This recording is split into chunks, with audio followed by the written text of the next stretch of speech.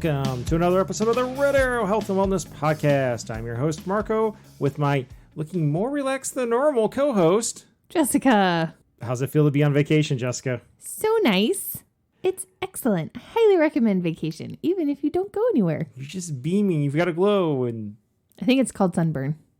that, and you got your hair done. Yeah, it's blonde again. Hooray! Like super blonde again. Hooray! Are you having a good week? I am. I only had to go to work 2 days this week, and the rest of the time I've been off not working. It's been great. Yeah. Beach trip, other adventures. Yeah. It's been fun. Mm-hmm. And as we start every episode, and this is, by the way, our 75th anniversary. Not our. This is our 75th episode. Wow. So I better stick with the tradition. What are you drinking? Water. What are you drinking? High quality H2O. And why are we drinking water? Oh, because this is going to be this episode is going to be Taking Flight 4. Ooh. So we have plenty to drink coming up. Yeah, we do. Our Taking Flight episodes have been quite popular, so I'm sure this one will do well too. Not really the best episode for younger listeners. I mean, Nope. They can listen, they're not going to get much out of it. Really not geared for them. But if you're older, your parents, you're in your 20s, 30s, 40s, 50s, 60s, 70s on, you might enjoy this episode. Mm-hmm. Yeah. Yeah. But before we get into all of that, you Yes. had quite the week. I had quite the Sunday. We had, because there was a clinic came in town for the kids, and actually one of the adult players was out there. Actually, one of our captains in the C40 plus hybrid league was out there with his son. It was funny. The instructor leading the clinic wears like a Madonna style mic, a little wireless mic that wraps around his face. Yeah. All I can think of is Madonna. I'm like thinking like, are you going to coach hockey with like two like pylons strapped to your chest? That would be so funny. Pointy orange pylons. Yeah. No, but he was out there running, and one of our captains was out there playing too. But he was the guy running the clinic was trying to divide people. He was like, all right, give me all the high schoolers over here and all those who aren't high schoolers over in this corner. And Greg is standing there going, well, I'm not a high schooler, but now I'm standing with like U10 and U12 year olds. Yeah. So that was kind of funny. But because of that, we had to move around our adult hockey schedule. So, hey, you can't play hockey all day if you don't start in the morning. I got asked to sub in the 11:20 a.m. game. Mm-hmm. And then I played immediately following that in my game at 12:40. Then we had a friend in town, guy that really one of the founding captains of the league. And he was back in town. He subbed on my team. And afterwards, we all went out to one of the local breweries, hung out there for a little less than 2 hours. And then it was back to the rink because kid number one was playing goalie for bad hockey, which was earlier than normal. And I went out and skated with her because, hey, what's a third skate of the day? And we pretty much scrimmaged the whole time. Got done, came home, had a nice dinner. We made pizza, had a cocktail, was laying down on the couch. I was kind of tired after 3 hockey games. Kind of. And the text message comes in, one of my other captains in a panic. Hey, we're about to start, and one of my guys isn't here. And he only has 9 guys on his roster, so he only had 8 to take. Guys, can you please come help us? And he knew I had already played 3 games, but he also knew I was close, so he was desperate. I'm like, all right, I'll go. So I raced over there. I had one of the rink employees was making me like, wow, that's not like you to be late. And I'm like, I just got the call. I missed about 5 minutes of the game and went out, skated. I did get thrown in the box at one point. You got in the box? I got thrown in the box. What'd you get in the box for? Tripping. I tripped Grace. That's funny. But the lead official was just like, that's just not like you. I'm like, it's also not like me to play 4 games in one day. Yeah, I think if tripping is the worst that you He's did, like, you're doing yeah. all right. I did tell him later, like, it's just not like you to actually call me for it because it's not like it's the only time I've tripped Grace. But I survived that, a little bit sore on Monday. And then I guess the other big workout highlight of the week was we went biking with Pector and Peddlers this week. Kinda. You were a little late from getting your hair done. You're having fun because one of your friends does your hair. She does. She's You all fantastic. must have been talking a lot. No, we really weren't. It just took a while. I had a lot of hair. Kid one and I got to where our staging area. We usually park at Red Coach Donuts, and we were unloading all 3 bikes, and we were waiting for you. And my dad showed up, and the group started heading out, and we're like, well, we're going with the last group anyway. But you got there, and you were kind of panicking. You're like, you know what? Take your time. We'll just let all the bikers clear. We'll let all the traffic clear, and then we'll just be Team Tomasi, do our own route. And we did. And we kind of followed about what that group we ride with usually goes. But kid number 1 had new tires on her bike. She had road slicks. Mm-hmm. And between that and the confidence and the experience she's getting, she was cruising on speed. Yeah, she beat me. Which was not what you needed. And on top of that, I kept asking her when we got to Crossroads, like, you ready to turn around? You ready to turn around? You feeling good? I should have been asking you. Yeah. We went about 1 road too far. Yeah. The crossroads are about a mile apart.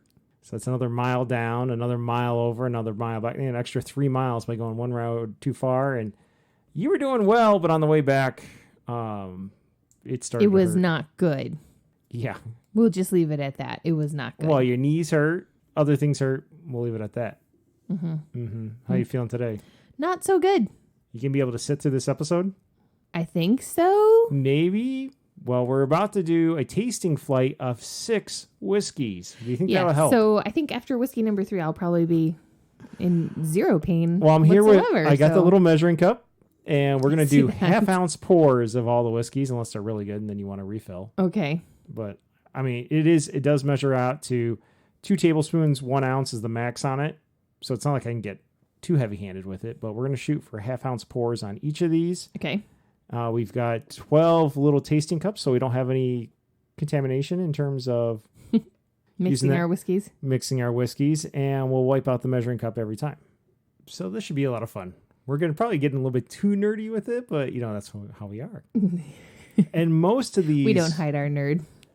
Most of these we've never had before. There's one that we've actually tried before. Did we say what was special about all of these whiskeys? We have not. Oh, we should. So we've done this, our other Taking Flight episodes. One we did low-cost bourbons we got at the local grocery store from across the country. And then we did a rye episode. Everything was a rye whiskey. Mm-hmm. Then we did a tequila episode. Yeah. And actually, all those, we also did like hard seltzers as the second flight. Mm-hmm. This one, we're not going to do a second flight. We're just going to do 6 tastings of our whiskeys. So after the tequila episode, now we're on to number 4. We have all 4 whiskeys, and all 4 whiskeys are... Michigan whiskeys. I'm sorry, all 6 whiskeys are from Michigan whiskeys. Michigan whiskeys. So no offense to any of the whiskeys who didn't make the episode, but I mean, we can only take so much. I mean, these are half-ounce pours, but people, we need to be able to function by the time we're done with this. We'll save those for another episode. We actually spent quite a while at the liquor store. Yeah, we were there for like an hour and a half. Trying to make decisions on what we were going to get, what we wanted to do, who had a cool bottle. Who has the best story on the back of the bottle. What have we been dying to try? Things like that. None of these whiskeys are sponsoring us. None of these whiskeys are comping us. Nope. This is easily the most expensive episode we've ever done for a single podcast episode because we paid for all of these. Mm-hmm. So to all the whiskey companies, congrats. Enjoy the free promo you're about to get out of us. But we're going to have some fun with this, and the opinions will be honest. I think the other thing we got to do, though, is when we do these Taking Flight episodes, in between the tastings, we have some stories or questions. And the first one was really kind of random, and you and I just shot things back and forth at each other and interrogated each other. The second one was more about cross-country and COVID and things of that nature. The third one was our marriage edition. Oh. And that was dating, engagement, planning the wedding, the actual wedding, life after being married, or not after being married, but life after the marriage ceremony. Yes, thank you. The marriage ceremony. It's been a long day. It's been a very, very long day. And so this one, Jessica, is our medical mishaps edition. Yep. It might be graphic. It might be graphic. It might be comical. Look, it's for sure going to be comical. I fully believe that if you're someone who's going through a hard time and like maybe you had big dreams, maybe you're working forward towards you're shooting my eye almost. Let's say what I'm trying to say. If you got big dreams and like because the Olympics are on and like you're shooting for like a big, you want to be the conference champ in track and field. Actually, that's a high school, so that's a bad example because we're doing whiskeys.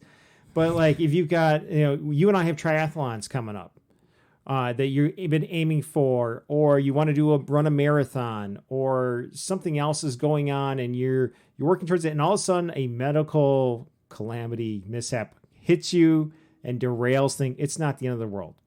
This can be inspirational too.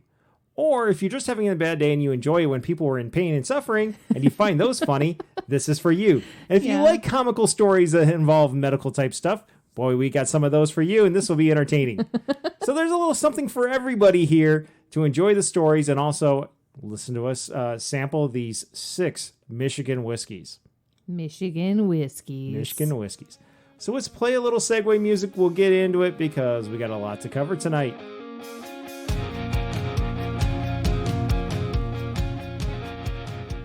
Jessica, are you a medical doctor? No. Are you a medical doctor, Marco? A medical doctor? No. Yeah. I'd love to tell you. Trust me, I'm a doctor. God damn it. Of philosophy. Okay. In psychology. Good. Yeah. Now that that's been covered. And you're a master, but not of the universe. That is wrong. I am a master of the universe. But we do enjoy some whiskeys. We do. Which is like a no statement if you've listened to any of our other episodes. Yep. Lots of old fashions flying around. Lots of old fashions and whiskeys neat and on the rocks and all sorts of stuff. Mm-hmm. So we like our whiskeys. We live in Michigan. We are not physicians. Nope. But we've spent our fair share of time in doctors' offices and ER and ORs and all that stuff. So we got some tales.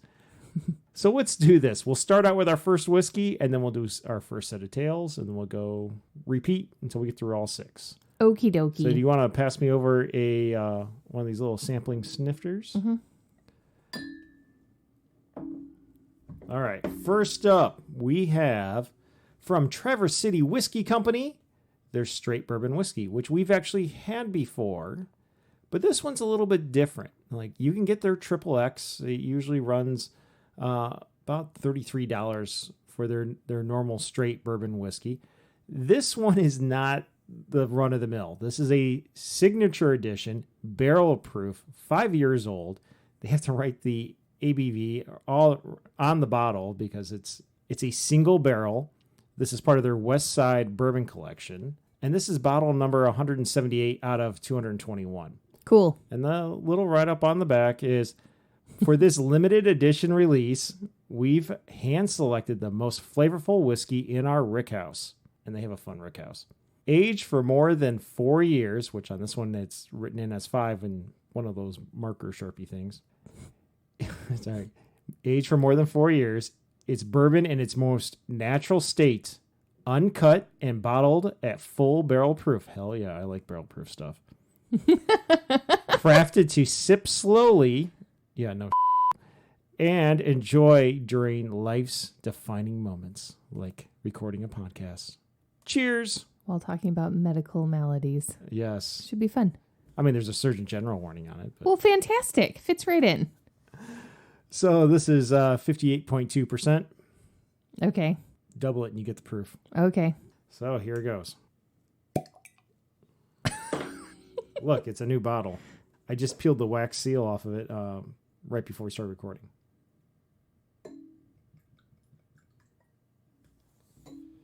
I'll pass the... Oh, you have a dribble on this back. Oh, okay. Yep. Yeah, I'll pass that over. You can wipe it out. So I'm planning on sipping this, but I'm also planning on saving a little of each one so I can go back and compare notes as we go through. Mm.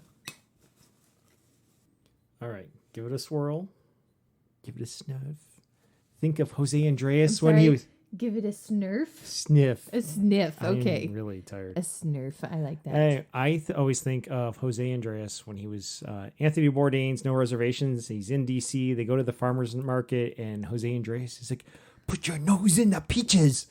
Your nose in the peaches. So put your nose in these peaches. Oh, that's good. I didn't even take a sip yet. I'm just sniffing it. Did you get the fumes up your nose? Yeah, I did. No, I'm already getting that nice, sweet bourbon, oak, the caramels, the brown sugars, all that You're making a face. You don't smell any of that? No. You know what? I'm going to keep it to myself because clearly that there's something wrong with my nose. Holy cow, you tipped that one back. What do you think? I really like this. This is good. It is very good. I mean, clearly it's uncut. Clearly it's a single barrel, but it is very good. It's very strong. Yeah, well, it's strong. So you're going to get that warming of the back of the throat. You can warm down your... But it doesn't burn. No. So, that's really, really nice. I love it when there's one that, especially when they're barrel proof, and they're strong, obviously, when they're barrel proof, but it doesn't burn you. They're not trying to knock you over. There's a lot of flavor on this. I've got a little bit right on the tip of my tongue when I first get it, a little bit of vanilla. Faint vanilla, not like you're chugging out of a bottle of vanilla extract. Faint caramel. You're making faces at me. I don't taste any of this. Do you taste anything? What's it taste like to you? It tastes like whiskey. Good whiskey? Yes. Okay. Very good whiskey. Well, before we bore people to death. Yeah. Let's get to the first set of stories. Okie dokie. Jessica, tell us about your gallbladder. I don't have it anymore. Why is that? Because it tried to kill me and it needed to come out. What was the lead up to the whole gallbladder? It was actually being pregnant with... I'll beep out her name, kid 1. Oh, damn it. Okay. It was actually being pregnant with kid number 1. That's all right. I'll just beep it. It's easier than go back and cutting chunks out. There was one night towards the end of the pregnancy where she decided... She was in my belly sideways. And she decided to roll all the way up into the top of my rib cage, and then she stretched. Wait. The top? You mean the bottom of your Whatever. rib cage? Top of where she was. This whiskey's really good. We're just getting started. I know. Fine. She rolled all the way up to the bottom of my rib cage, settled in there, and then decided to stretch out. And I had no idea what was happening. I thought I was going into labor, lots and lots of pain all night long. I was panicking, but nothing else seemed to be happening. I didn't have any contractions or anything. So I was don't know what this is, but it's terrible. And she, about halfway through the night, she had settled back down lower, but the pain continued in my back. I just didn't know what it was. Meanwhile, you had me pack a bag, all the usual, because this is our first kid. Yeah, it was a gigantic suitcase full of everything. What the hell is going on? Right. It's not matching the descriptions of contraction, but at the same time, it's excruciating pain, and it's the middle of the night. And So I don't know. We didn't wind up going to the hospital because by 4 or 5 o'clock in the morning, everything just sort of went away and I was finally able to fall asleep and everything was fine. Fast forward, she's born and I got pregnant with kid number 2. And while I was pregnant with kid number 2, the same thing started happening, but way earlier in my pregnancy. And so I knew that it couldn't be going into labor because I knew what that felt like at that point. And I knew. And it couldn't have been him stretching because he was too small at that point. Exactly. So I did a little online research because that's what I like to do when I get sick. I like to try and diagnose myself. You shouldn't do that, but I do it. And I started reading about gallstones and I was I bet this is what's wrong with me. And I bet that's what happened with kid number 1. And apparently it's incredibly common to develop problems with your gallbladder, either during a pregnancy or immediately following a pregnancy. So fortunately it only happened a couple times with kid number 2. And then I had him and then, we were home. Everything was fine for a couple months. And then the attacks started. And let me tell you, a gallbladder attack is terrible. And you think that you're going to die because it feels like you're having a heart attack. The pain starts, for me, it started in my, on my right side, right by my rib cage. And then it actually wrapped around my back, right into the middle of my back, and then spread across to the other side. And it felt like something was squeezing me. And the first time it happened, I thought that I was having a heart attack and was dying. So, I will, because you already said first time, so spoiler alert, there's more than one of these attacks. Yeah. But also, they were always at night, or at least the most excruciating part was always night or evening. Yeah. So then it's invading sleep. Right. Too. And they don't just like show up and bug you for a couple hours and then go away. No, they show up and they last for like 8 to 12 hours. So you are not sleeping at all at night. You are up thinking that you're dying and you're like screaming in pain because there is no relief for it. The walking doesn't help. Rolling over doesn't. Nothing helps. It's just terrible. And we got 2 munchkins at this time. 2 babies. We had Irish twins. They were 11 months apart. Mm-hmm. So you were working crazy long hours. I didn't want you to like have to get up and take all 4 of us to the hospital. I was like, no, I'm sure it's not actually a heart attack. It's been like 5 hours. I'd probably be dead by now if it were a heart attack. I have anxiety and this is what I do when I get sick. If somebody listening is experiencing bad symptoms and they're like, I can't possibly be a heart attack. I'll just sit at home. Maybe you should go get checked out. Don't follow Jessica's example. Honestly, don't follow my example because this would have saved me a couple of years if I had just gone that night to the hospital and gotten this looked at. But I didn't. I just sat and paced and cried and screamed into a pillow. Yeah. Fed babies every so often. It was fine. The next morning it was gone and I was like, oh my God, this is just awful. And I looked up gallbladder stuff again and I was absolutely convinced that was what the problem was. So then I started looking up what causes it. No surprise, eating lots of fatty food can actually trigger gallbladder attacks, which at that point we were eating really food. Yep. On a daily basis. Yep. Full of fat. Yep. Even when we were having really, really good food, it was high in fat because it was delicious. Yeah. And then I also decided to look up, home remedies. I don't want to have surgery because I have these 2 little babies and my husband works all the time. I don't have time for surgery. So I read about apple cider vinegar and I tried doing that for a while and it sort of worked, I guess. I don't know. Maybe not. Hard to tell. And then I decided at least the apple cider vinegar didn't go to waste because we also used it for when we would have blue crabs because we were out in Virginia. Yep. So we'd go steam up some blue crabs and you could dunk it in that and dunk it in some Old Bay and there you go. Yep. So then I also started reading about, if it's a high fat dietary problem, just cut the high fat out. And so I did that to a point.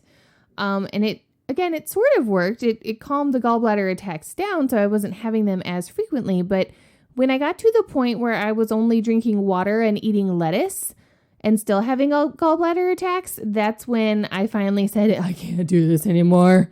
And we packed all of our kids up and we went to the emergency room one night and we were there forever.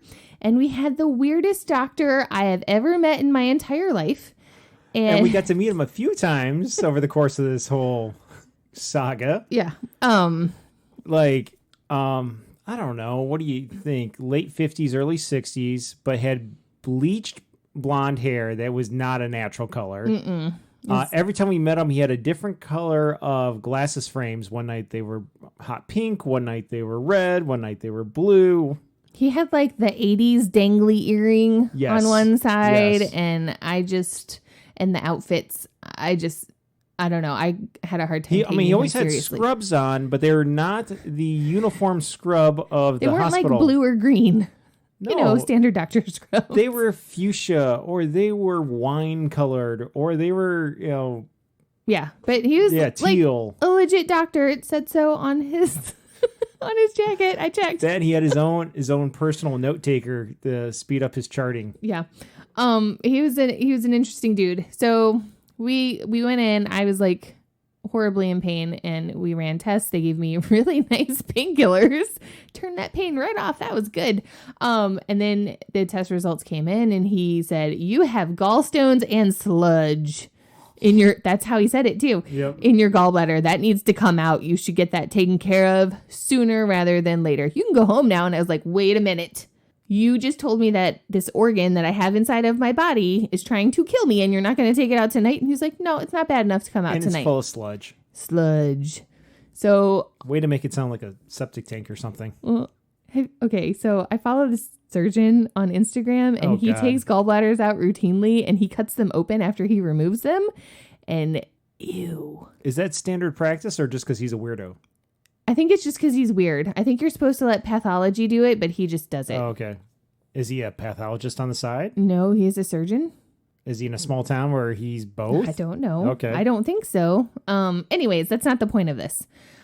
So he gave me the name of a surgeon affiliated with our hospital that we would go to, or that we went to. I got in to see him. It took a month after like him agreeing to take it out up to the build up. I'm enjoying the whiskey. It's buttery. It's so smooth. It is really, really smooth. Yeah. I like it a lot. So in that month period, I had 2 more gallbladder attacks, and one of them occurred the night before my surgery. And they told me, do not take any painkillers after midnight. And you know what? That tried to kill me. And it was one of the worst attacks I had. And I had leftover Percocet. That being your gallbladder. Yeah. Not the surgeon, no. not the nurse giving recommendations. No, but I had leftover Percocet from other ailments. And C-section? So, yeah, there's that. And then the back injuries that we'll probably talk about later. Are those not on there? Actually, your back injury didn't make the list for this episode. That's okay.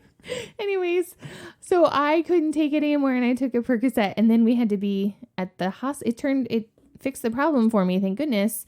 But we got to the hospital at like 5:00 in the morning to be prepped, and she's going through the checklist. She's like, have you eaten anything? Nope. Have you had anything to drink? Nope. Did you have any painkillers? I had to take a Percocet last night. I had a gallbladder attack. It was so bad. And she just looked at me and was like, it's okay. You're going to be fine. Don't worry about it. And I was like, well, you told me not to. It's okay. Anyways, so went in, had surgery, woke up, was fine. Felt really, really good after my surgery. And then came home. Got to go home that night. Yeah, went home same day. We were anticipating like a really long recovery period, and we had called the moms out, and it took by like day 2, I was off of painkillers, and I was up trying to take care of the babies and trying to do all of the things. Trying to deal with the mom and the mother-in-law at the same time. The moms were like, sit down, don't move, you have to heal. But yeah, by day 2, like I felt really awesome. And so, yeah, I don't have a gallbladder anymore. It's really nice that my body doesn't just randomly decide to start aching. Any side effects from not having a gallbladder? Yeah. So after you get your gallbladder removed, there is an adjustment period where your body has to relearn how to like process food, especially high fat food. And the doctors tell you that you should, for like this whole month period, you need to be really close to toilets after you eat any meal, no matter what it is, because you're going to have a salad shooter effect, which is, I swear to God, how it was described to me from a doctor. Okay, I didn't make this up. So that turns out that it's true. And usually after a month, their bodies figure out how to process food again, and it's not a big deal. But there's like a small segment of the population, like 10% or something, where their bodies don't actually figure things out. And you are left with digestive issues after you eat, especially if you're eating fatty foods. I'm one of those people. So, yeah. Yeah, you like to put heavy cream in your coffee in the morning. So that's coffee already being a diuretic. That's the part that sucks. We're doing the low carb thing. Part of that is eating the fat to replace the carbs so your body has fuel, right? It's hard for me. We're going to leave it at that. It is hard for me, but it works. I won't say it. Don't. Just don't. The struggle is real. Yeah, the struggle is real. Anyways, I don't have a gallbladder anymore. It tried to kill me. I highly recommend getting yours taken out if you're having gallbladder attacks. And you will wake up from surgery feeling like $1 million. It's awesome. Recovery is really, really easy. Don't wait for a couple of years after your first attack to get it taken care of. I think that's all I have to say about that. All right. So we talked about my missing organ. What are you missing over there? I'm missing my appendix. Hooray! I had my appendix removed in grad school. And, backing up a little bit, when I arrived at grad school, so I got into Florida State in the psychology department, and I got, a nice letter saying, hey, you've been given an assistantship with a tuition waiver and all this stuff. I'm like, sweet, my tuition's going to be paid for. I got to pay some fees. I've got a job, and I get to go to school. So I'm basically getting paid to go to school. Mm-hmm. This is perfect. We show up to orientation, and we're informed that, hey, your out-of-state tuition is being waived for 1 year. So you, before the semester starts, you need to declare domicile and start your process of being your 1 year to be a Florida resident, because when we get to the following fall, they're only covering in-state tuition. Yeah.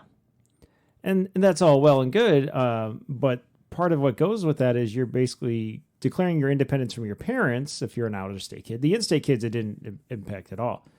Out-of-state kids like me from Michigan had to declare my independence from my parents, which, okay, not so bad. I mean, I've got a job. I've got that money coming in. It's going to cover tuition. I can buy food, except I was on my parents' health insurance. So declare my independence, and the insurance, the way the policy turned over, at the end of the calendar year. So at the end of December, I was going to be off the insurance. Like, okay, I'll deal with it when I can. I'm, 23. I'm healthy, invincible, indestructible, not a big deal. Fast forward, we get down, and for grad school, 9 credits is a full load for a grad student. Yep. And plus, we're doing all our other activities and research and working and consulting and in the schools. And so I've got 3 finals. They're all on the same day. And the night before, I'm just like, I wake up in the middle of the night and I have to go throw up. And I just have a bad stomach ache. And I'm like, is it the nerves? Did I catch something? What's going on? This is horrible. So I go in early to campus, and by like 5 a.m., I'm studying, and I'm laying on the couch in our lab. And I just feel awful. So I go, my first class is at 8 a.m. And on the way in, I had a friend she came down from Western Michigan with me, and we were both admitted at the same time. She came in with a master's. I came in with a bachelor's. We're in the doctoral program. And I told her, hey, Aaron, because Aaron usually finished before me on all the tests in that class. It was developmental psych. Oh, nice. And I'm like, please wait for me for when I finish, because at this point, the pain is becoming more acute. It's on one side. I've had my brother had appendicitis when I was in high school. A guy on the wrestling team who got it, in which he had beaten me out for the varsity spot finally. Did your mom have it too? I don't know. She might have. If she did, it was probably before I was born.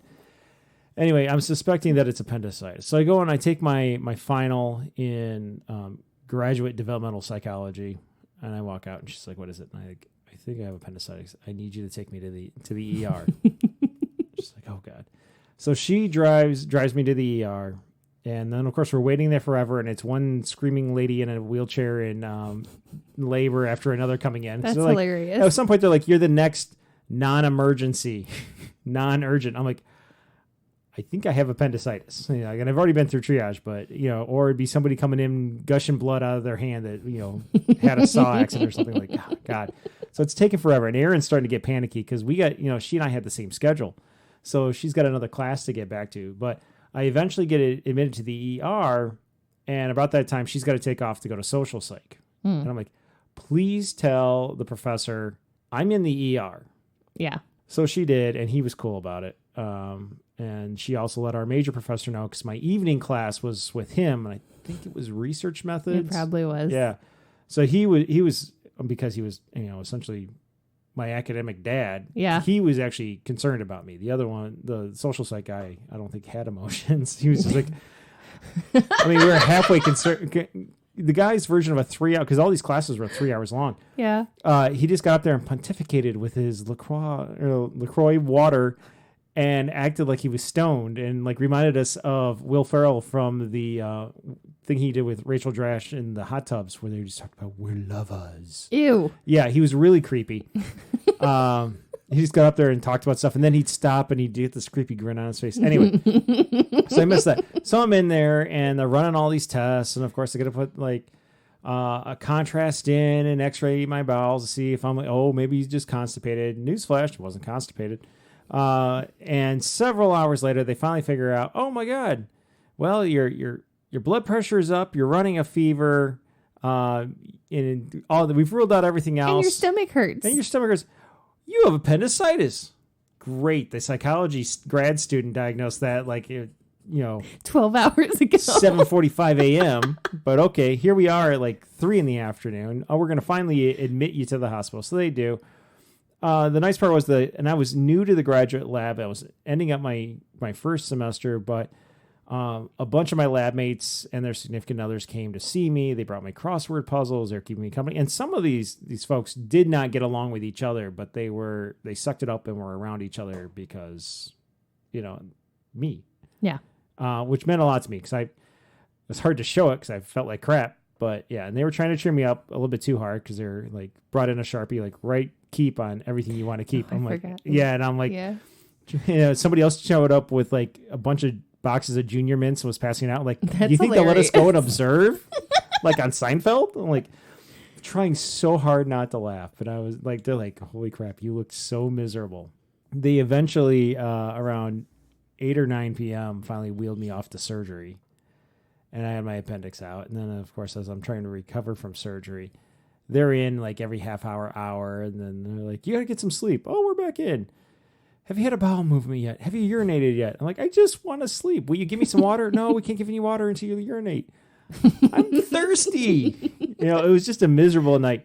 The next morning, my dad showed up, and they're like, well, you could go home if you want, but your insurance will cover several more days in the hospital. I'm like, going home. Out of here.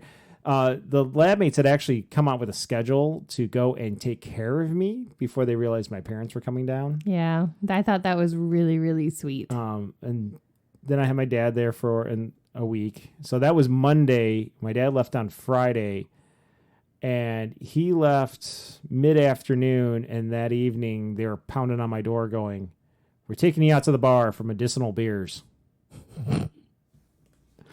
So I went on, and like when I was teaching graduate courses, I always have grad students, and even sometimes I had undergrads complaining about tests, and like, this is so hard, this is so miserable. Like, take it with appendicitis, because I took my first graduate final suffering from appendicitis. Yep. Your major professor was one of my professors at grad school as well.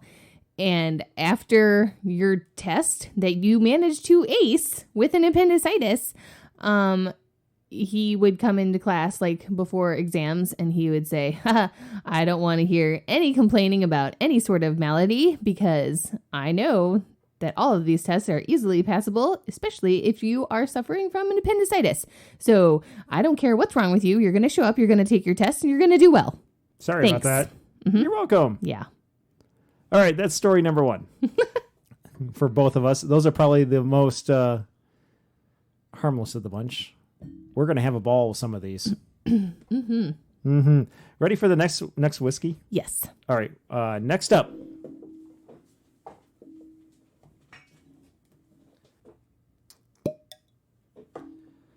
I'll pour these. I'll let you read about and tell the story, because I think you're the one that picked out this one.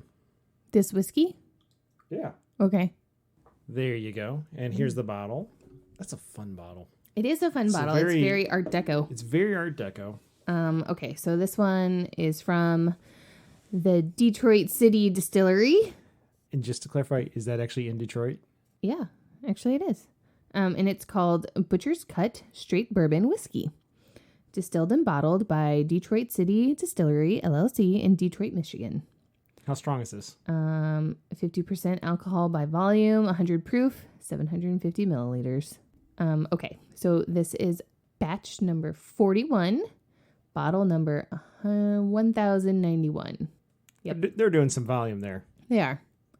I picked this out. Well, because it has a dude's face on the front? Because it has a dude's face on the front, and he looks the like front, a mobster. And he looks like a mobster with a Hitler mustache, and he's got butcher's Does knives. He? Yes, he does. That's not a Hitler mustache. It's a pencil thin mustache. Fine. Hitler one looks like a Charlie Chaplin mustache. You know what? I don't like tiny little mustaches. Well, thanks, Hitler. It's a pencil thin mustache. But what was really intriguing were Buffett. the chef's knives behind him in the background. So I thought that this was fun. But what I really liked about this was what the label says on the back. And I'm just going to read it to you because I think it's hysterical. A timeless spirit from a storied past. My grandfather lost his finger making a whiskey barrel. He traded his motorcycle to bootleggers for a rifle. And after stop it. And after World War II, he began his career as a butcher in Detroit's Eastern Market next to the slaughterhouse that I transformed into our distillery. To honor his life and legacy, I created Butcher's Cut Bourbon using the finest cuts of corn, rye, and roasted barley that are aged with hand-smoked Michigan Northern Oak. The result is a bourbon that is timeless and true with exceptional character, just like the man that inspired it. From Master Distiller John P. Jerome. This was aged 2 years. So, okay, I thought the story was hysterical, and that's why I bought the bottle, and the picture that goes along with it is pretty awesome, too. So It is. You haven't had a sip yet, have you? No. I've been sipping it. So give it a sniff. This one smells sweeter than the other one. A little bit. It's less on the buttery. Yeah. It's a little bit more spicy and sharp. Okay. I mean, the other one was aged 5 years, so it had mellowed more. Definitely a younger I bourbon. mean, you can taste the corn. Yes, you definitely get. You're getting the corn notes there. It's not bad. I can actually recognize. Oh, that's corn. It's fun as it goes across the tongue. It warms up, and then all of a sudden, just as it turns the corner to go down your throat, I get the little sharp piece that just hits you each time, and it's not in a bad way. No, it's good. It is good. I like it, but the story. The story is great. That's a story. I mean, between these two so far, I would definitely hold the Traverse City whiskey. Yep. I like that one more than this one, relatively speaking. But in terms of stories, This one wins. this one's way out in front. Not that we're having a competition. No, it's not a competition. 2 for 2 though. Michigan turning out the whiskeys that are great. Mm-hmm. All right, while we sit and simmer and enjoy that a little bit, round 2 of stories, and this time these calamities happen relatively close to each other in terms of the timeline of our lives. Mm-hmm. I'm going to tell mine first because it happened, a week or 2 before yours. I don't know. I honestly thought that yours happened a year before mine did. No, we were on crutches at the same time. Okay, I don't. Yeah. So I'm up at Michigan Tech. You're down at Western Michigan. We're dating. And I went out to a party, and a friend of mine was, he and his roommates were renting an old Victorian house. You know, the old mining barons used to live on it. It was down the street from the county courthouse. Beautiful old home. They had converted all sorts of stuff. Like it used to have a coal furnace that the landlord had long since replaced, but it still had the coal chute. So they used to use that to slide the kegs down. And they had built with a scuba tank and an old refrigerator, their own kegerator, with pumping that all the way up to a bar that the civil engineering major in the house built that could hold 8 hefty individuals dancing on it, and put the tap right there. You know, they put a sound system in, the electrical engineer set it up, and it was MP3s were relatively new amongst college students at that point. I think we were using Winamp at that point. We were all still using Napster to play the stuff. We were still using Napster and a few other things like that to get our music. It was before Napster got wiped out. And so that was the sound system network throughout the whole house. I mean, nobody had Wi-Fi at this point. They had party lights going, and it was cool. Like the stairway, I think, was like 24 inches wide going upstairs. It was really narrow. Accurate. Came in handy when you'd been drinking a lot. When you were bouncing off the walls, you didn't have far to go. Yeah, but those stairs were steep. They were steep, and they were like kind of tilted, kind of like 1960s Batman villain house, where they're like at a 60-degree angle. Yeah, it was from left to right. Not a good staircase. Yeah. The main thing to remember always was if you got sick, go in the backyard and throw up. Don't go out front because all the police cars are driving by. But anyway, had a nice party. Had a little bit too much to drink. Still being responsible. Should not drive. There was no Uber back then. Uber. So I'm like, I'll just walk home. It's not that bad out. On the way home, because Houghton is built into the side of one hill, Hancock's built into the side of another. They got a canal in between. I fell down where they had done some landscaping to put in a parking lot, and it was a bunch of rocks, and went tumbling down the side of it onto the sidewalk below, and really messed up my ankle. And so then I hobbled my way home, down through Houghton, across the bridge, down all the way through Hancock. I lived across the street from Gino's, if you know Hancock, Michigan. And I'm just in so much pain and pass out for a while. And I think at one point I'm calling and leaving messages for you. You're out babysitting and your dad was working like, what was he working? He had an outage. So he had like 12-hour days. Yep. And I would not stop calling and leaving messages, and he was pissed about that. And my father was so pissed at you. I was so drunk that night. Yep. Mm-hmm. Anyway, a lot of pain. My roommate is out of town for the weekend. I can't drive. In fact, my car is still over at my buddy's house who threw the party. So I'm calling, trying to get a hold of him so he can come take me to the hospital to get looked at. And his roommates are going, he's not out of bed yet. And then eventually they wake him up and he's like, yeah, I'm going to need a few hours before I can drive you anywhere. So I'm sitting on the couch in a lot of pain. My ankle is all kinds of swollen. Color was it? I don't remember. Okay. Probably fun purple colors. Fun purple. 11:30, he finally shows up to take me to the hospital. It's hilarious. Yeah, and we go. And this, I don't know what the state of healthcare in the Keweenaw Peninsula at this point in time. It's been like 20-some years now. But at that point in time, the running statement amongst students is bring the Sharpie to write, keep on whatever, Jesus. Or broken on whichever one, so they don't put the cast on the wrong foot. We really didn't have student health care on campus. They send you up to the public hospital. And of course, it's a lineup of like drunk college students and then the locals. So like there's parents, and it's Sunday morning, and there's parents in there. Like this one kid's there, he broke his wrist because he was skateboarding and doing jumps and stuff. And then there's dumb college students like me. And like I'm trying to explain, I was trying to walk home, I tripped, I fell, I hurt my ankle, blah, blah. And then she's like, oh, okay. Oh, wait, this is Sunday morning. You did this on Saturday night. Were you drunk? I may have had a cocktail or two or more. Yeah. So they didn't do x-rays on it because they're like, it's so swollen, we're not going to be able to tell what's going on. So they give me an air cast, and they're like, if you want crutches, here's the slip. You got to take it over to Walmart. Walmart. Go into Walmart, and they'll hook you up with your crutches. And they'll just charge the insurance company. So, yeah. So it's nothing like, and at this point it was still warm, but then it snowed the next week. So now I'm going around campus on crutches, and Michigan Tech at that time was not the most handicap accessible campus. The buildings are tall. I'm trying to get across sidewalks that are covered in ice. My crutches didn't exactly, they do make some that have spikes on them when you have to go on ice. Mine didn't have those. So I'm trying to get around campus on crutches. When I get in buildings, there is no elevator in some of the buildings, especially the building I was taking my psychology courses in. There was no elevator. I had to hop up the stairs.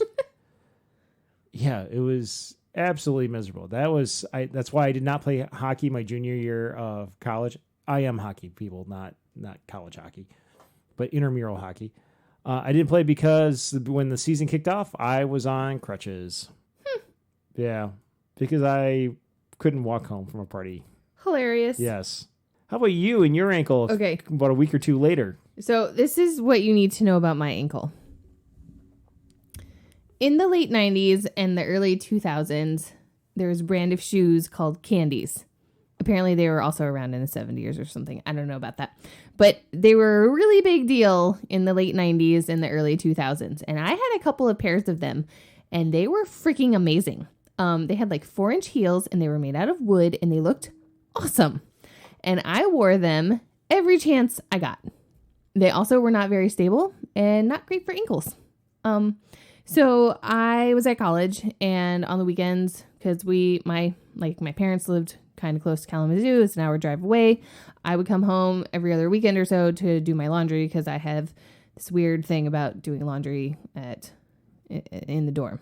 I didn't want to do it. Because it costs money? Probably. Or because I was like terrified that somebody would take my stuff out of either the washer or the dryer and throw it on the floor, and then bugs would get in it or something. I don't know. So I went home to do my laundry, and I had quite a bit. My giant laundry bag was very, very full, and I had all of like my homework in my backpack, and then I had another bag of like random crap that I decided I needed to take to school. So the weekend was over. My parents were getting the car ready, filling it up with like drinks and snacks and things for me to take back to school. And I had my backpack on one shoulder, and I had my giant like laundry duffel bag on the other shoulder, and then I had another bag full of random crap on, like, in my hands or something.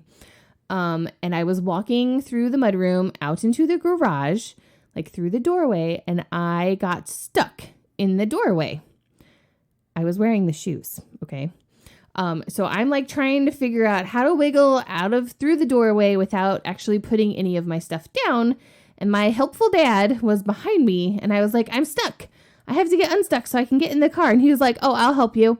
And he proceeded to shove me through the doorway.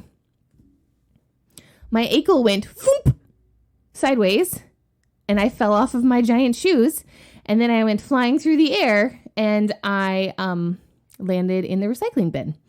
And my ankle immediately swelled up to the size of a softball, and it turned a really interesting, like, reddish purple color, and I could not walk on it, like, at all. And I said, oh no, I think that you just broke my ankle. And my dad was like, no, I didn't break your ankle. You're fine. Get in the car. And I was like, no, do you see it? You can see it right here. Like, it's enormous. You need to take me to the emergency room.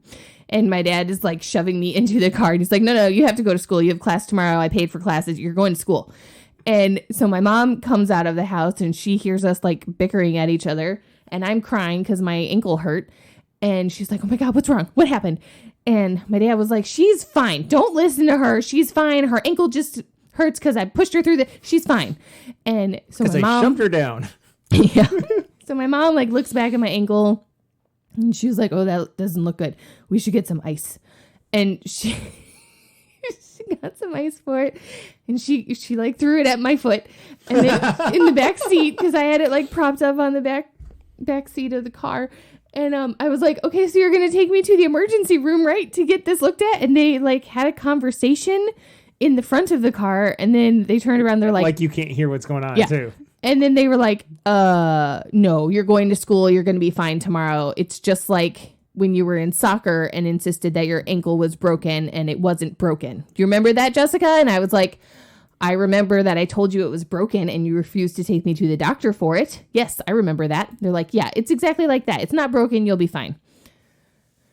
So we go to school and I got to walk from the parking lot up to my dorm without shoes on because I was not going to put those giant wooden shoes back on after that. And I was like hobbling the entire way. Do you still have those shoes? I have one pair of them. They're upstairs. They're so special. I'm never getting rid of them. Yeah, there's some kind of special. Right? I don't wear them. I just look at them because I'll fall over in them at this point. If the earth were ever to flood again, you can use them as a flotation device. Probably. So we get all of my stuff in and I was like, you're seriously not going to take me to an emergency room right now? And they said, no, we're going home. Goodbye. See you in a couple weeks. And then they just left. And I was like, I can't walk. What the hell am I going to do? You're going to go to Syndicuse, which is Student Health Center at Western Michigan University. I hobbled down to the bathroom, and on my way back from the bathroom to my dorm, my very sweet friend Lindsay saw me. I was like hugging the wall and hopping, and she was like, what are you doing? And I said, I fell and I hurt my ankle, and my parents didn't take me to the doctor. They said it's not bad enough, so I'm going back to my room because my foot hurts. And she looked at it and she was like, nope, we're going to get on the elevator. We're going downstairs and I'm going to drive you to Syndicuse. I said, okay, thanks. Let me guess. When you got to Syndicuse, they gave you Motrin and condoms. They didn't give me because that's what they give everybody for everything. Nope, they didn't give me anything. Oh, you're bleeding out of a laceration in your head? Here's a condom. Here's a condom and some Motrin. No. You're puking like crazy. Here's a condom and some Motrin. No, they didn't, but they did see me, and it was like I think it was like 9:00 at night, so it was amazing that they were even open at that point.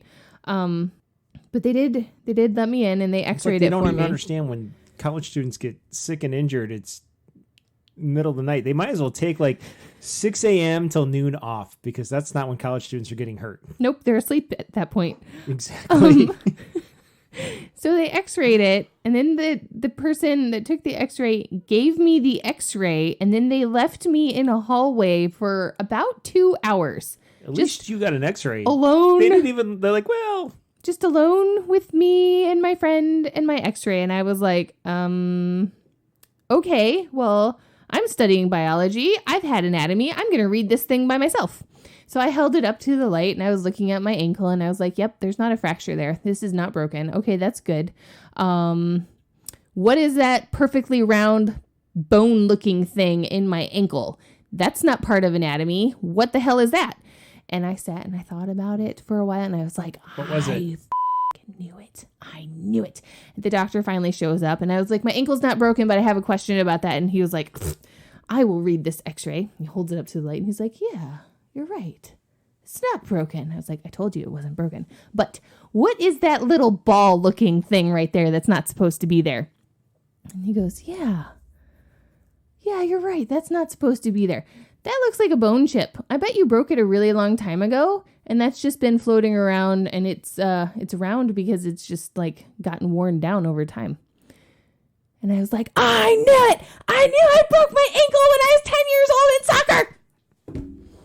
So they give me crutches. They tell me to take basically Tylenol for the next, week or so. It was a really bad twist. And they said, you'll be fine. Don't worry about it. So my friend and I get my crutches and we go home. And when I got home, I called my parents and I told them, I went to the doctor. It's not broken. I have crutches. It's a really, really bad sprain. Also, my ankle was broken when I was 10 in soccer and I told you that I broke it and you didn't believe me. And now there's a weird ball thing in there. And they were like, yeah, we don't care. Good night. And they hung up the phone. What time was it? It was like 11, 12-ish, somewhere in there. Mm-hmm. At night? At night. Okay. Yeah. Sunday night, so my dad was probably like getting in bed ready. Not in the mood for you. To go to work the next morning. No, for sure not in the mood for me and my anger over breaking my ankle when I was 10 and not getting medical treatment for it. Mm-hmm. I'm still upset about it. Clearly. Mm-hmm. Maybe you need another whiskey. I think so. All right, pass that one over. But it's so fun. Okay, then fine, leave it there, and I'll pull out the next one. No, you can put it away. This way it won't be confusing. You're going to tell us about this one, though, because it's another one you picked out. Okay. Yeah, I like this one. Well, I like the bottle. And I like the thing on the back of the bottle.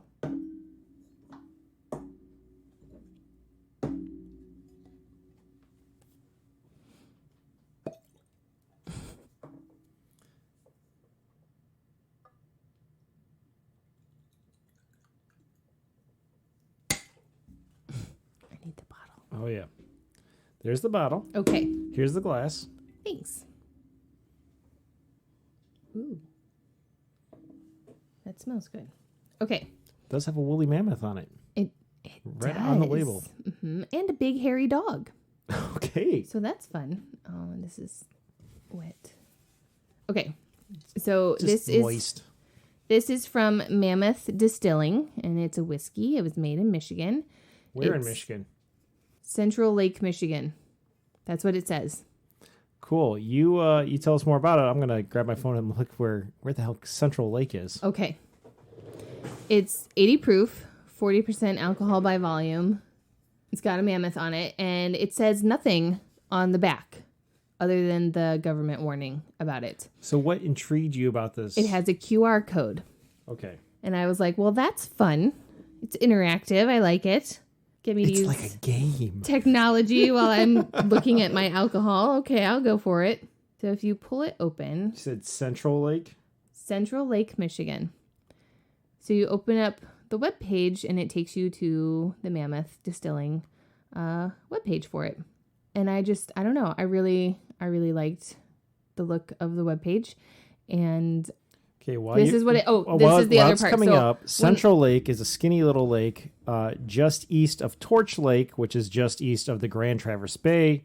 So this is south of Charlevoix, north of Traverse City, north of Elk Rapids. Yeah. So when you pull it up with the QR code, it gives you a description that should be on the label, but it's not. And it says Mammoth Wine Finished American Whiskey is a young whiskey finished at our Central Lake facility in once used Grand Cru Merlot bottles from Bonobo Winery in Traverse City. And I thought that was really cool that's why you because picked it. last year we went to Bonobo Winery when we were on our bike trip. And I was like, we've been there. We've had those wines. Let's get this. It's crafted to be very smooth and easy to drink. The unique notes created by the wine finishing has quickly made Mammoth whiskey a favorite of many whiskey drinkers. So let's find out. It is made out of 100% corn, so I bet it tastes corny. That's a face. Yep, it's corny. No, you get the corn from a corn whiskey, but you also you get the wine notes, and especially a white wine. Yeah. Honestly, it smells kind of florally to me. It's definitely a weird. lighter fruit. It's not like if you've had a whiskey that's been aged in sherry casks or port casks, they get those deep plum type of fruity flavors. This is more grapes, kiwis, lighter. They were lighter. aged in Merlot barrels. I know, but that's not what I'm getting. It's not what I'm getting either. I'm getting something more like a Pinot Grigio or a Chardonnay or a dry white wine or a semi-dry white wine on top of the corn whiskey. Yeah, it's for me it sort of tastes florally as well. But underneath of that floral is the corn. You can definitely taste it. The floral is definitely the first notes you get too. For sure. And then you get the corn whiskey on the back end. Mm-hmm. It doesn't burn though, which is nice. I don't like whiskey that burns my throat. Even the butcher cut one, which only had just kind of a moment as it went down the back of your throat where it was a little sharp because it was a very young whiskey. Mm-hmm. This one's definitely still not as mellow as the Traverse City 5-year-old, but this is a good sipping whiskey. Yeah, agreed. It's definitely fun because I'm going back to say, okay, what other notes can I get? I'm getting something a little bit different on every sip. So on their website, underneath the description, there's a picture of a drink. And if you click the picture of the drink, it gives you the instructions to make that drink. And what is that drink? It is called a Central Lake Sour. It says you fill a shaker with ice, add 1.5 ounces of Mammoth whiskey, add 0.75 ounces of fresh squeezed lemon juice, add 0.5 ounces of simple syrup, fill a rocks glass with ice. In our case, we'd use sugar-free simple syrup. Shake and strain into a rocks glass. Float 0.25 ounces of raspberry liqueur on top. Yeah, that would go really well with this. Oh, yeah. Yeah, definitely. There's one other thing. Yeah, so I was playing on their website. And they have a few other spirits on there. I saw they had a rye. Yeah, no, that's not what I wanted to talk about. Oh, well. I wanted to talk about... That's what caught my attention. So they have this section called Experiences, and there's whiskey blending on there. And it says you can create your own whiskey blend. Create your own custom blend of bourbon or rye from hundreds of heavily aged barrels in our rickhouse. Add a personalized label directly to your bottle and take home a one-of-a-kind blend to impress your friends. I want to do this so bad. Word. I think totally this would be a blast. Also, I think you get hammered doing it. So I know of a track and cross country coach, not me. I was going to say, is it you? No. Who likes to vacation in that little part of Michigan up by the tip of the pinky finger. Mm-hmm. Unfortunately, she has just done her summer vacation up bummer. that way. But for next summer, this really should be on her list because it's not too far away. She could swing over there with her husband. They could go make personalized bottles. You can blend up to 10 different combinations as you experiment with how to build aroma, body, and finish. Yeah, you're totally getting face doing this if you have to experiment. They give you a because notebook. I'm sorry, this is not like, I know like the really high end, they spit in the bucket because they don't get tanked, but swallow. Okay, so yeah, we should do this. Mm-hmm. I feel like we might need to wait a couple of years so Kid One can drive us. Because I don't know. Uber is a thing now. Uber. In Central Lake, I don't know if they have Uber up there. I'm sure there's a guy with a car somewhere. Let's get Kid One to drive us. No, I don't want to take her on vacation. She'll have her nose in the phone the whole time. I don't want her on vacation. What if it's a family vacation up there? Great Wolf Lodge isn't too far away. What if we leave them at Great Wolf Lodge. No, that's dangerous. They need supervision. Yeah, water parks. COVID. We'll have your parents come with. Perfect. There you Done. go. Okay. What are we talking about now? You can do the next story. Oh, good. Because we're going to do the story of your other ankle injury. Not the soccer one where you broke your ankle, and not the one where you badly sprained it and possibly could have broken it, but the other one, the most recent ankle injury. The one where I legit broke my ankle? The one where by the time it was all said and done, I had lost over 15 pounds in a weekend. Mm-hmm. So this was... Kid number 2 was like, what, a year and a half? 2? I think it was about 2. 2? Okay, so kid number 3 was about, No, because... I was going to say kid number 1 was about 3. Then that's not right. No, because it was before kid number 3. Yeah. So kid number 2 had to be 1. Yeah. Because by the time he turned 2, you were pregnant with kid number 3. Okay. And all of this for sure happened before I was even pregnant with him. So, we were at the park. We went for a walk. We packed the babies up in our double stroller and we went on this really long walk. It was 3 miles? Something like that. We were trying to get back in shape, get healthy again. You had just had 2 babies and I was just working and not working out and eating unhealthy and was already morbidly obese. Mm-hmm. So we told the kids, especially kid number 1, because she saw the park and she was like, park, playground, park. I want to do the playground now. And we said, no, first we're going to walk and then you can play on the playground. And so we went and did the big walk and then it was time for them to go on the playground. So we get kid number 1 out. She runs over and goes for the slides. Cool. Get kid number 2 out. He immediately starts running after a gigantic dog. And I was like, no, you can't chase the dog. But I have to back up for a minute. You had to go back on our walk trail to try and find my iPod mini? Nano. My Shuffle. iPod. Was it I don't know. It was one of those tiny little iPods because I had dropped it on our really, really long walk. So you were not there to help with this situation. Not happy. And you were not happy. It was chafing and sweating. Yeah. It was not fun. It was a lot. So kid number 1 is going down the slides and I wasn't too concerned about her because she was leaving the dog alone. But kid number 2, itty bitty little baby who could run and that was about it. Was going after this dog that I'd never met before. The dog's owners didn't seem to be too concerned about him, but I was very concerned because I was like, oh my God, this dog's totally going to eat my baby's face or something like that. So I am running after kid number 2 and the playground was outlined using old railroad ties. So he's up on the railroad ties running after this dog. So I am up on the railroad ties running after my son. He jumps down. I jumped down. When I jumped down, there was a pop and then I fell over. And kid number 2 kept going for the dog. So then I started screaming in the hopes that the owners of the dog would finally realize something weird was happening. And fortunately they did.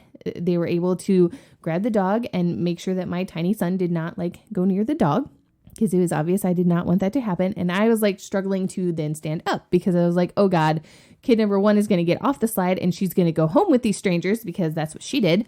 And kid number 2 was off in his own little world at this point, not looking at the dog anymore. It was chasing a leaf or something.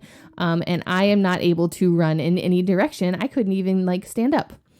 And you were not there. So I was a mile and a half away. The ladies were like, oh, are you okay? Did you get hurt? And I was like, yeah, I hurt my ankle. It's going to be fine. Can you just grab that little boy right there and just sort of put him back over by me so I can just have a hand on him? And they're like, okay. He can come pet our dog. And I was like, no, I do not want him near your dog. I'm so sorry. I'm sure your dog is very nice, but I don't want him near the dog when I can't be there to wrangle him. They're like, okay. They understood because he's little and he could start pulling on the dog and you don't know how the dog's going to respond. Yeah. And I was struggling because I fell and the side that I fell on had my phone. It was under my hip and I couldn't It's like being a turtle upside down. I couldn't get my phone, and they were like, are you all right? Can we do anything? Did you hurt yourself? Do you need us to call 911? And I was like, no, don't call 911. Did you need a splint? Yeah, I did need a splint. That was the running gag from when we took first aid in college together. Yep. And I finally got my phone out, and I called you, and you didn't answer. Well, there wasn't the best signal in this part. Frantically kept trying to call you, and I think I left you a couple voicemails, and I think I texted something like, I've seriously hurt my ankle, come back now. You eventually got a hold of me. Oh, yeah, you come back now. And I'm like, son of a what the So I finally get a signal, and I'm like, what the hell now? Never did find your iPod. No. And you're like, I think I broke my ankle. Yep. Like, are you kidding me? Nope. Completely serious. I need you to come over here now because not kid the number sympathetic 2. husband response, but like waddling my 300 pounds around at that point. We had just already done 3 or 4 miles. Now I'm going back, and I'm already a mile and a half back. Now I got to go another mile and a half back. I'm like, I'm going to die out here in the field, and there won't be an ambulance to get me because now it's picking up my wife because she broke her ankle. Yeah.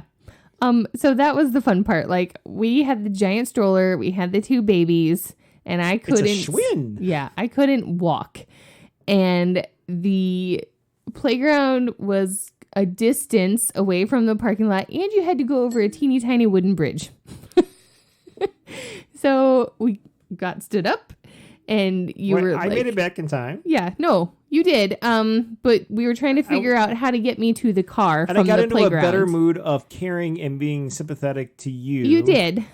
So we had a couple options. One was that you would take the babies and stick them in the car and then come back for me, which I vetoed because I was like, no, you can't leave them in the car by themselves because that's illegal and we'll get arrested and they'll take them from us. Right. And yes, the car was within sight. It was a few hundred yards away. But it's still Northern Virginia. And, right. Yeah. Look, we were just trying to work through the issues here. It's not like every day my wife breaks her ankle, but it sure sounds like it in this episode. And the other option was leave the kids in the playground while you take me to the car, which was very nice strangers we've never met before. Exactly. So that was also not an option. That story never ends well. Nope. So we wound up calling 911 and they sent an ambulance out to get me. They had to wheel the stretcher across the teeny tiny wooden bridge to come and get me off of the playground. I need to dig out those photos and put them on our they're Instagram. Hilarious. Yeah. I know exactly where they are. I get in the ambulance. They pack me up. Our kids were hysterical at this point because they took mommy away. They're also hungry. Yep. You had one, I think you had kid number 2 underneath one arm, and you were like yelling at kid number 1, you need to walk while I push this stroller. We have to go get mom at the hospital. Because they refuse to get in the stroller. Yeah, no. You guys don't have Irish twins. It's a really big headache, okay? Especially when somebody breaks their ankle. Loaded the stroller up. And if you've had one this isn't the limo stroller where they're front to back. This was a double wide. Yeah, a jogging stroller. Double wide jogging stroller. So that's a lot of fun to pack up. Yep. Load 2 kids into car seats in their backwards 5-point harnesses and follow the ambulance because we're heading further west, and we lived east of this, and now we're going to a hospital I've never been to before. Yep.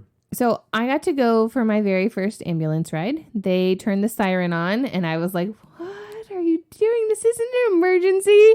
And the one was like, well, I want to make sure you enjoy your experience. And I was like, are you kidding me right now? And the other EMT was like, dude, just turn it off. We don't need this. So they turned it off, which was good because it was kind of a long car ride. Oh my God. I thought you had died or something, like you had coded because they turned the lights on and then they turned it off halfway through. I'm like, holy did my wife just die? Did she bleed out the ankle or what? There was no blood. So we get to the hospital, they bring me in and they basically dumped me off in a hallway where I then sat for like the next 4 hours while I waited for somebody to come and look at my foot. And we were sitting out there with you for a while, and the kids were just climbing the walls, hungry and hangry. So we went down to the cafeteria. I didn't. No, you didn't. I took them down there. I got them a whole ton of food that they ate like 3 bites of, and were suddenly full. Spent a small fortune on crappy cafeteria food. Yep. Not like the one where they were born at, which was like amazing cafeteria food. Anyway, so we back and we found you. Yeah. All the nursing assistants and we're doctors not there yet. loved our kids. Yeah, our kids are really cute. That has nothing to do with your ankle. I can tell that part of the story. Okay. So while you were gone, the doctor came over to see my ankle, and he looked at it and he was like, I don't think this is broken. And I was like, I think it is broken. There was a very loud pop when I fell. I've hurt my ankle lots of other times. There's never been a pop. This time. If only we had a podcast back then for him to listen to. Exactly. And he goes, I'll bet you $0.25 it's not broken. And I was like, deal. So he sends me off for x-rays, come back, park me back in the hallway again. He gets the x-ray, he reads it, and he's like, that is broken. I'll go get you $0.25. It was also a Sunday. Yeah. Don't go to the hospital in Northern Virginia on a Sunday. They're packed. You know, all of these ankle stories now are all Sundays. Yeah. So you came back with the babies who were still very hangry. And when you came back, the nurse and all of the nursing students were trying to wrap my ankle, which was a whole nother adventure. Not only did it look like they had never wrapped an ankle before, it looked like they'd never seen an ankle before. Mm-hmm. So we leave. I went and made an appointment with my very lovely orthopedic surgeon, who I gotten to know very well due to other injuries. God. My aunt had to take me to that appointment, and he walked in, and I just started laughing hysterically and was making wildly inappropriate jokes. And he stopped halfway through reading the x-ray to me, and he was like, I've never seen somebody laugh so much over a broken bone before. And I was like, I can cry if that would be better. And he was like, no, this is good. Go ahead and laugh. It didn't require surgery, so that was nice. And I got to wear a really fun boot for 8 weeks or so? Something like that. Anyways, they sent me home. They did give you a walking boot. That was cool. Yeah. So you could take showers. Yeah, it was nice. And then once I was done with that, I had an air cast for a little while, and then it was over. And that was You're leaving good. part out of that first week. I am. So we get home from the hospital, and 24 hours later, my mom showed up because I had 2 babies. You were working insane hours. I physically could not take care of everyone. All the bedrooms, at least all the bedrooms for the kids and us were upstairs. Yep. And we lived in a house built in 1947. Yeah. No, early 40s. Mm-hmm. Okay. Yep. No. They started in the early 40s. They ended it in 1947. Fine. Yeah. Anyways. Built in the 40s. Yeah. So my mom shows up to take care of all of us, which was very nice. But 24 hours after she showed up, kid number 2 started screaming in the bathtub, and all of a sudden violently ill, projectile sharted and vomited all at the same time. Well, the vomit came out because I was in there when it happened. Yeah, and we were like, oh God, he caught some kind of bug. What? Oh, this can't be good. It's some sort of stomach Took him out bug. of the tub, scrubbed the tub, started giving a bath to kid number 1, who proceeded to do the exact same thing. Yep. Blood-curdling scream, and then all of a sudden it's coming out of everywhere. Yeah. So I was like, this is bad. I can't. And they did this all night long. So the next morning, I was like, Mom, we're going to have to pack them up and take them to the pediatrician, which should be fun because I'm on crutches and can't drive. So we get them there, and the doctor came in to check them out, and she was like, yep. Listening to the symptoms, she goes, yeah, they have the norovirus. I need you guys to leave now. This is highly contagious. You're all going to get sick. You're going to have it for about a week. Everybody's going to have diarrhea and vomit forever, and then you're going to be fine. And I was like, what? And she goes, yep. And now you need to go. Don't even stop to check out. We'll just send you a bill. Just leave. Especially when we told her which hospital, or you told her which hospital they took you to. And she's like, oh yeah, you have norovirus. They have an outbreak over there. Yeah. And my mom was like, oh, I got to go home. And I was like, you can't go home. You have to take care of us. And now apparently we're all going to die together. With a lot of Yeah. So about 24 hours after that appointment, I came down with it. And then she came down with it. And at that point, she called my dad. No, and she called in her sister. No, she called my dad first. And she was like, wait, we need you to come take care of us. And he was like, what's wrong with you all? And she said, we have the norovirus. And he was like, nope, I'll send you some cookies. I'm not coming anywhere near that house. You stay down there until you get better. So then she tried calling her sister, who was a nurse. And she said, Betty, you have to come help us. We're so sick. You have to come take care of us. And she said, what's wrong? And we said, the norovirus. And she goes, no, I'll bring you food. I'll drop it off on the doorstep. I'm not coming in that house. Nope. Good luck. And 2 days later, you came down with it finally? So you broke your ankle on a Sunday. And during that course of the week, of course, you get the big black Buddha. I remember so many times of you going from the couch in the living room, through the living room, down the hall, into the bathroom on your hands and knees because you were so weak you couldn't walk. I had a cushion that I paddled myself We across did that the floor. too, but I also remember just when you got tired of that, you were crawling on your hands and knees because you had to go vomit / have diarrhea, everything at once. And you had to get there, and it's like you were too weak to try to hobble your way upright. Mm-hmm. But I made it through the week because I kept going to work. And then I wasn't home that much. We get to Friday night. We finish dinner, and all of a sudden my stomach starts rumbling. I'm like, God, that better be food poisoning. It wasn't. I go back to work on Monday and run into the president of the company. He's like, you're looking svelte. So you've been working out? I'm like, nope, had norovirus over the weekend, dropped 15 pounds. Mm-hmm. Yeah. Probably shouldn't have gone to work that day. Probably shouldn't have, but. Nope. Yeah, I don't recommend the norovirus. Not at all. I also don't really recommend breaking your ankle. It hurts. So, okay. So we talked about my ankle. What do you got over there? I have a story that's not an ankle. Hooray! But it's a foot. Oh. So kid one wanted to do Girls on the Run a few years ago, and I was getting ready to do track season, and I've been on my return to fitness, and I was working on things, and I had tweaked my diet and nutrition, and I had a new exercise routine, and I had track season going on, and things were going well, and I was like, okay, I'm going to do more physically active version of coach this season instead of just being kind of like the guy with the clipboard and the stopwatch with the grand plan. But I don't know, I wanted to look more healthy, and she needed shoes. So I took her down to the outlet mall south of us down in Indiana, and we were going to the Under Armour store and the Nike store, and not just getting shoes, but getting all the running stuff and swag. Mm-hmm. And while we're there, I'm walking around, and most people who know me, when I'm in casual Marco mode, I'm usually, if I'm not wearing running clothes, if I'm just wearing jeans and sweatshirts, I'm probably wearing Chuck Taylors. Yeah. And I was wearing Chuck Taylors.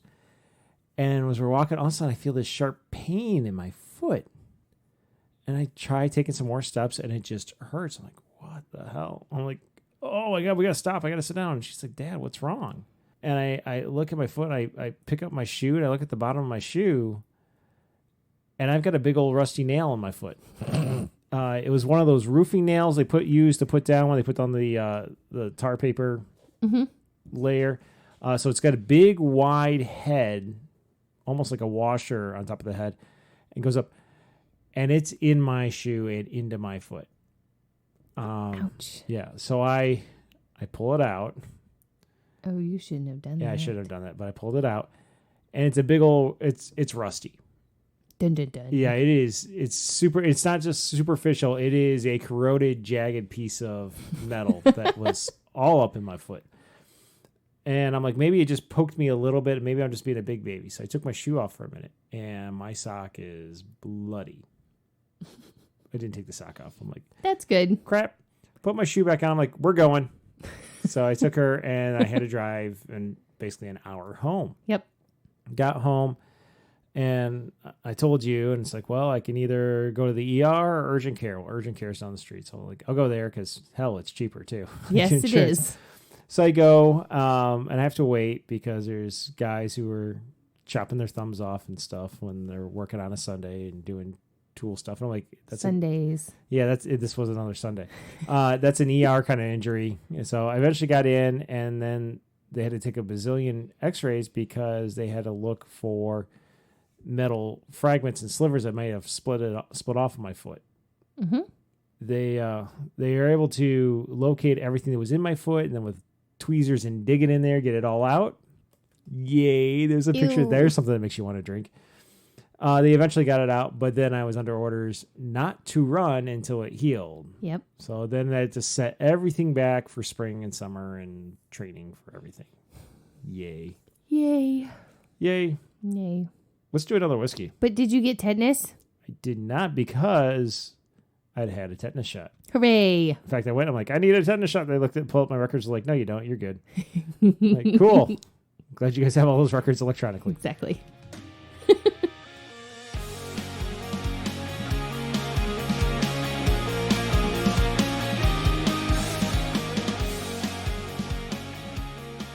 Hey, Jessica, I think we're running a little long on this recording. For sure. When I say that, because I'm recording this right now as we've wrapped up the entire recording session, which is crazy long. So I want to split it up just like we did with Listeners Want to Know. So how about this? We'll just say this has been another episode of the Red Arrow Health and Wellness Podcast. We drop episodes almost every week on Mondays. This has been episode 75, and we're creating a cliffhanger. The rest of this episode, which is Taking Flight 4, Medical Mishaps, will continue on in episode 76. But for now, as you're yawning over there because you're tired. Really late. It's literally late, and it's been a lot of whiskey. Mm-hmm. It's been fun. Loads of fun. Bye. Bye.